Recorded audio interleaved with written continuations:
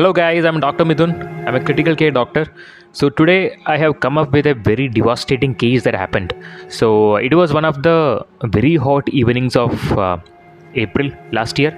A cardiac ambulance is rushing towards the casualty. So a 30-year-old young man who was working out at the gym, who was lifting heavy weights, was brought by his friends who were also lifting weight in the gym, and the gym trainer was also there. So the emergency doctors rushed into the ambulance to see what happened. The patient was unconscious. The gym trainer told the patient fell down unconscious 10 minutes back, and they rushed him to the hospital. The emergency doctors checked on him inside the ambulance. The patient was unconscious. They tapped on his shoulder. He was not responding. There was no central pulse. They checked his carotid pulse. There was no central pulse. They immediately started CPCR. CPCR is going on. One of the emergency doctors intubated him, put a tube into his trachea and connected him to mechanical ventilator. So CPCR is still going on. He doesn't have a pulse. He doesn't have a heart rate. He doesn't have a heart rhythm. So after like 2-3 cycles of CPCR, his heart rate came in. The heart rhythm was there, but it was ventricular fibrillation. It was abnormal heart rhythm. It was an irregular heart rhythm. So we had to give him 2 cycles of shock. So after all our resuscitative measures, for 20 minutes, he was resuscitated, meaning his normal sinus rhythm came back. His BP was a little low. We started him on vasopressors. So this is a summary of the case. 30-year-old young man who was working out in the gym, who seemed very fit, suddenly had a sudden cardiac arrest, underwent CPCR and resuscitative measures, came back to normal sinus rhythm after 20 minutes of CPCR and resuscitative measures. Now he is on mechanical ventilator and vasopressor support.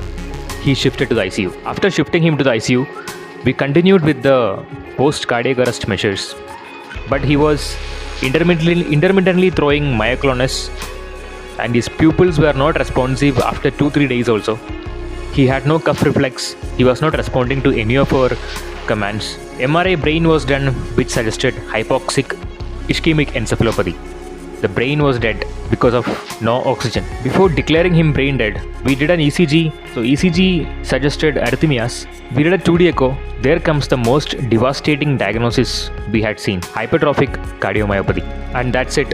A 30-year-old fit individual is no more. He was declared brain dead. Now it was up to his parents to decide whether to donate his organs or not. A healthy 30-year-old young man who seemed very fit, who worked out regularly, who ate well, who seemed full of life, suddenly collapses while exercising at the gym. Just moments before, they were laughing, pushing themselves, living their best life. But in an instant, everything changes. A sudden cardiac arrest stole them away from their family, friends, and dreams. It's a heartbreaking reality that can happen to everyone, even the fittest among us. Today, we are going to discuss why this happens, what causes sudden cardiac arrest in young, fit individuals, and also the measures to prevent this tragedy from happening. So what is sudden cardiac arrest? It is a sudden unexpected loss of cardiac function, breathing, and consciousness.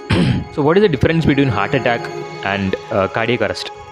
Heart attack happens when there is blockage to one of the arteries of the heart. Cardiac arrest is some impairment in the electrical discharges happening in the heart. So we'll come to some of the causes for sudden cardiac arrest that can happen in young individuals. One is hypertrophic cardiomyopathy. It's a genetic disorder causing the left ventricle of the heart to get hypertrophied. So the heart may not be able to pump properly, and it can lead to arrhythmias also. Another one is long QT syndrome, the disorder which can affect the electrical system of the heart, leading to arrhythmias. Next one is commotio cordis. A sudden impact to the heart can lead to arrhythmias. And other one is undiagnosed cardiac conditions. Many cardiac conditions can go undiagnosed, and when there is a trigger, they can come up with arrhythmias and sudden cardiac arrest. So you can see some of the recent real life cases that happened.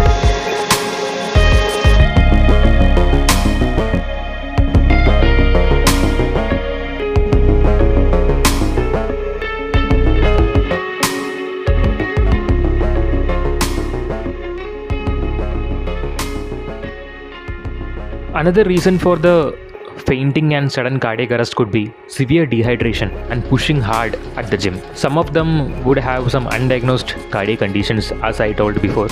So these can get triggered because of pushing so much at the gym, lifting heavy weights at the gym, and at the same time not hydrating properly. So dehydration can lead to severe electrolyte imbalances, which can trigger a sudden cardiac arrest. Another reason could be performance enhancing drugs, the steroid injections that people take at the gym. In addition to all those, the extra amount of caffeine or the pre-workout supplements that the people take at the gym can lead to increased sympathetic activity and can be a trigger for sudden cardiac arrest. Also, the pre-existing conditions like asthma, epilepsy, diabetes, if not managed properly, can be triggered in the gym because of heavy workout, and the patient can have a sudden fall and cardiac arrest. Also, the skipping of warm-up and cool-down exercises can put an extra load on the heart, and it can also be a trigger. So, how much caffeine we can all take when we are going to work out in the gym?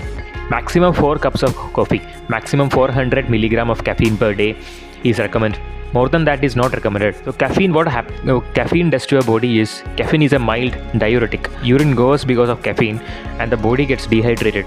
At the same time we are working out in the gym, it's extra dehydration. So all these can be a trigger for consequences to come. So always hydrate well. So what are the preventive measures that can be taken? If your family has a history of heart disease, if there is a sudden death in your family for somebody at a very young age, go check up with a cardiologist.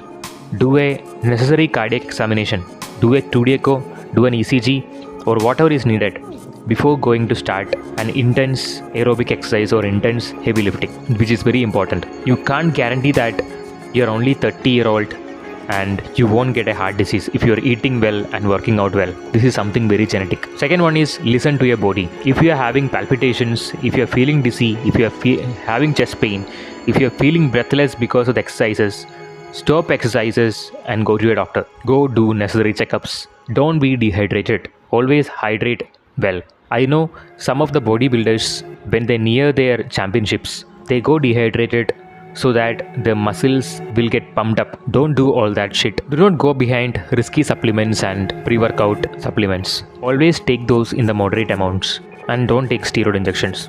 They are very harmful. Always at the gyms and other public places, make AED available. Learn basic CPR techniques to immediately save a patient when something bad happens. So this is all about my video today. Hope you got some awareness from it. So prevention is always better than cure. Go get a medical checkup if you are suspecting some symptoms related to heart disease. So we'll come up with a new medical emergency next time. Till then, thank you so much guys.